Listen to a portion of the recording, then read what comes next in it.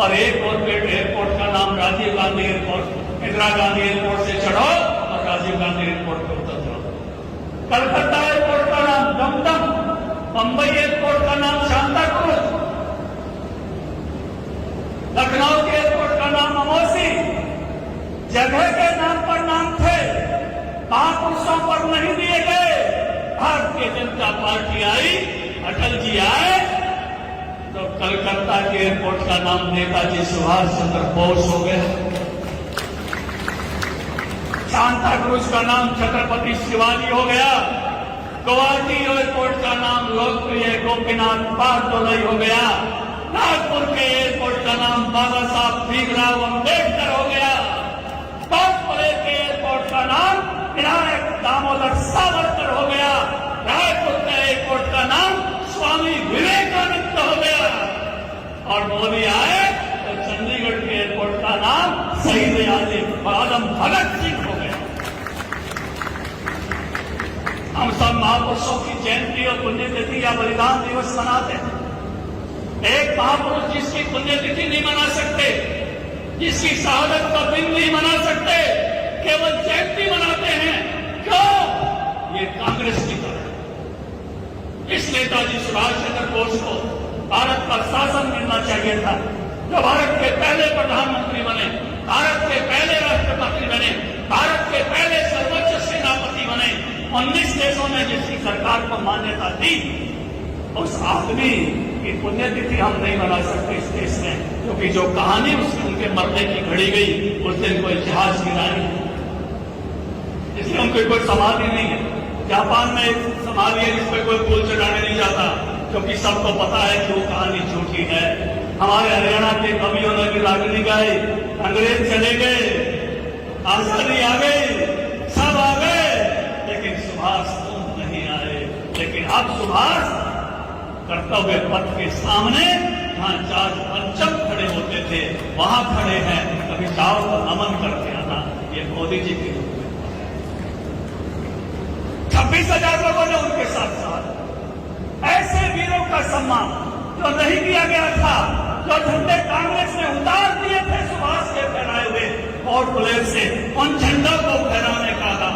जो नाम सुभाष ने टापुओं के रखे थे वो नाम हटा दिए गए थे। उन नामों को फिर से सुभाष के नामों पर रखना शहीद और सरदार और एक टापू नाम अब सुभाष के नाम से भी। और हमारे पूर्वोत्तर से आते हैं विप्लव देव जी, मणिपुर के राजा के नाम से भी एक पर्वत जो वहां अंडमान निकोबार की जेल में जिनका देहांत हुआ था, जिनकी शहादत हुई थी।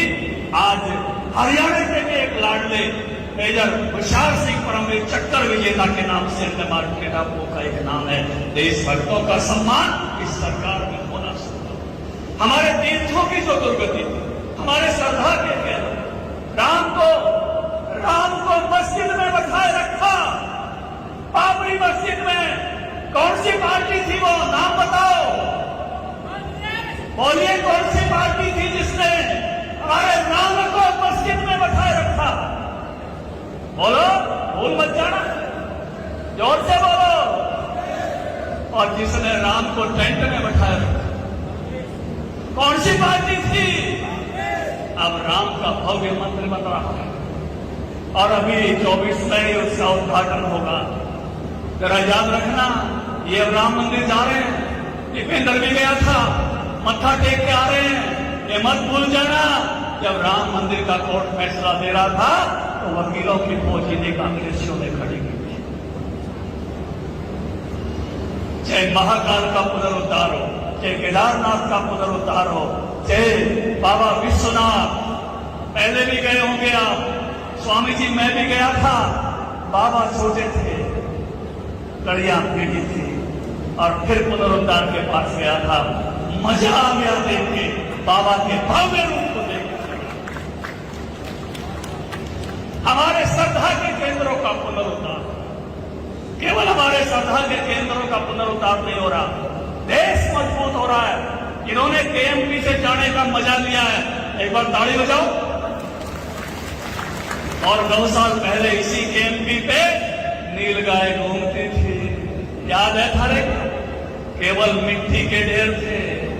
और अभी इसी केएमपी के साथ आएगी ऑर्बिटल ट्रेन। ये जो बदलता हुआ भारत हम अपने सामने देख रहे हैं।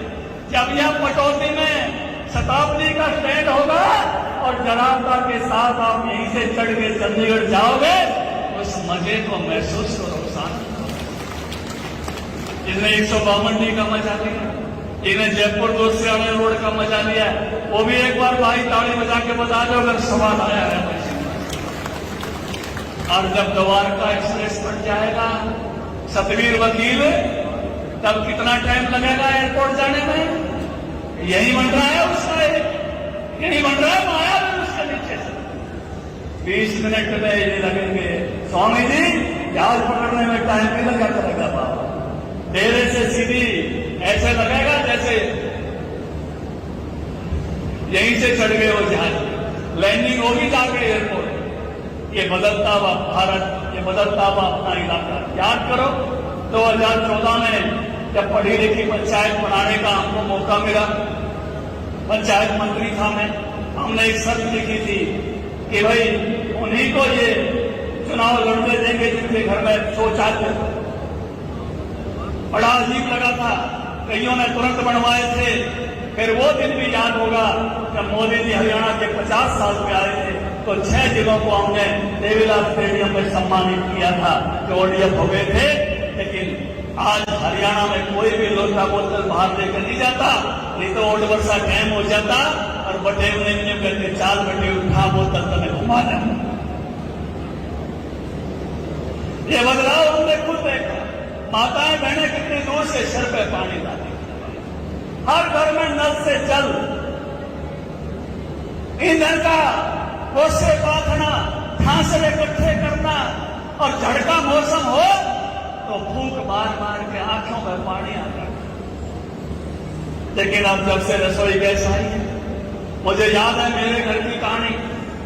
हमारे घर में रसोई गैस राज्यसभा के सांसद ओम प्रकाश कोहली जी की चिट्ठी से आई थी। तब गैस ऐसे नहीं मिलती, फोन भी ऐसे नहीं मिलता था। और मेरी एक बहन की शादी कर रहे थे, थोड़े दिन बाद बहन बोली भाई क्या थी, कोई दिक्कत नहीं कर दो, लेकिन एक शर्त है। मैंने कहा क्या? बोली रसोई गैस लेके जाएंगे। अब रसोई गैस तो हमें चिट्ठी पे जा रही। मेरी मां ने बोली भाई एक चिट्ठी और लिया, या किसी चीज ने खा ले जाएंगे। ओम प्रकाश कोहली जी को मैं फिर से गया, मैं कोहली साहब एक चिट्ठी और चाहिए। बोला आपको तो दे दी थी, मां मेरी बहन की शादी हो रही है, और उसने शर्त लगा दी। उन्होंने कहा चलो एक चिट्ठी और लेके जाओ। और पिछले 10 साल के राज में कितनी लंबी लंबी लाइन लगा करती जब सोनिया का राशन रागनी बना दी थी हरियाणा के कवियों ने। सोनिया मैडम गैस दिला दे तो रोग सिलेंडर खड़ी होगी, और के गोया में गैस पड़ेगी क्यों बोल खड़ी। अरे कोई दिक्कत है घर में ले जाते हैं, पता ही नहीं चलता करते। ये बदलाव भारत हम अपने सामने देखें।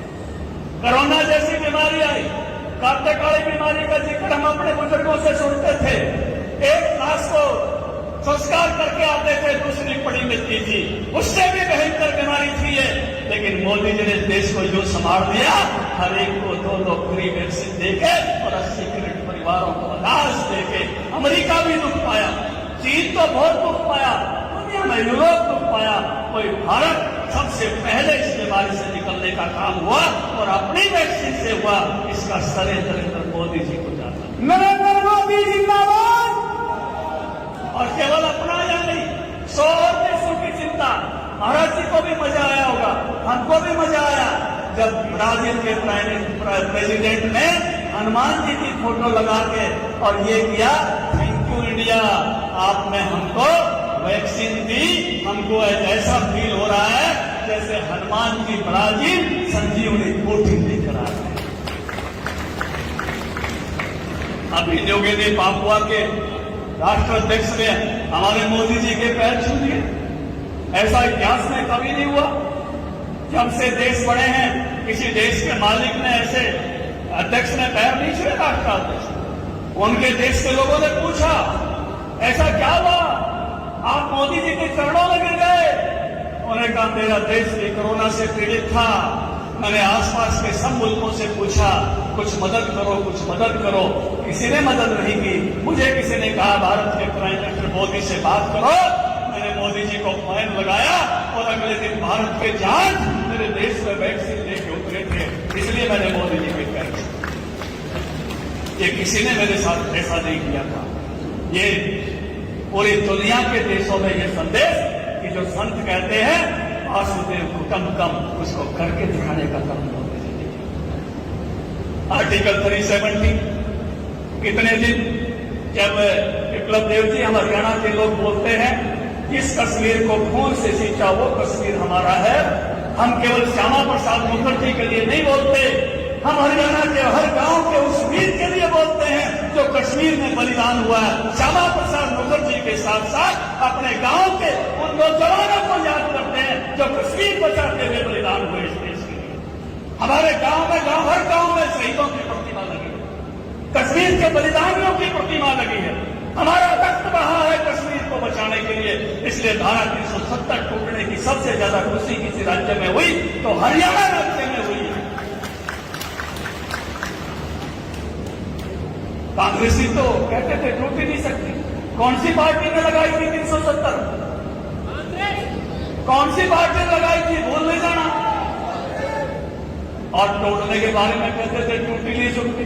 और ऐसी टूट गई जड़े महाराज जी रामलीला में जा रहे और सीतारा धनुष टूट गया। ये बदलते हुए भारत को हमने देखा, अपनी नजरों के सामने देखा। ये विदेश जाते थे कांग्रेसी, अमेरिका में जाते समय इनकी जूते तरवा के तलाशी लिया करते। पत्रकार साथियों गलत तो नहीं थे, आप खबर छापते थे, अगले दिन शर्म हमको दिया। और अब मोदी जी गए बाइडेन के घर, एक तरफ से बाइडेन पकड़ रहा है, एक तरफ से उसकी घराड़ी पकड़ रही। मेरे घराड़ी टीवी देखने लाग रहे, घराड़ी ने बोली उससे बाइडेन की घराड़ी ने भी एक हाथ पकड़ लिया, मां एक हाथ उसने भी पकड़ लिया। ये बदलावा भारत का ये वैश्विक सम्मान, भारत की मजबूत होती हुई अर्थव्यवस्था, ये सब हमने इन 9 सालों में देखी है। अच्छा काम कर रहा हो, कोई कैप्टन अच्छी टीम को जिता रहा हो, उस कैप्टन को बार बार पारी देनी चाहिए कि नहीं देनी चाहिए? देनी चाहिए। तो मोदी जी को 2024 में फिर से बढ़ाना चाहिए। जोर से बताइए, बढ़ाना चाहिए। भाजपा की तीसरी बार हरियाणा में सरकार लानी चाहिए, लानी चाहिए। इस समर्थन के लिए मैं आपका आभार व्यक्त करता हूं। फिर से एक बार तीसरी बार हरियाणा की सरकार और फिर से मोदी जी को 10 की 10 सीट, इस संकल्प को हम करके स्थिति में बदलेंगे।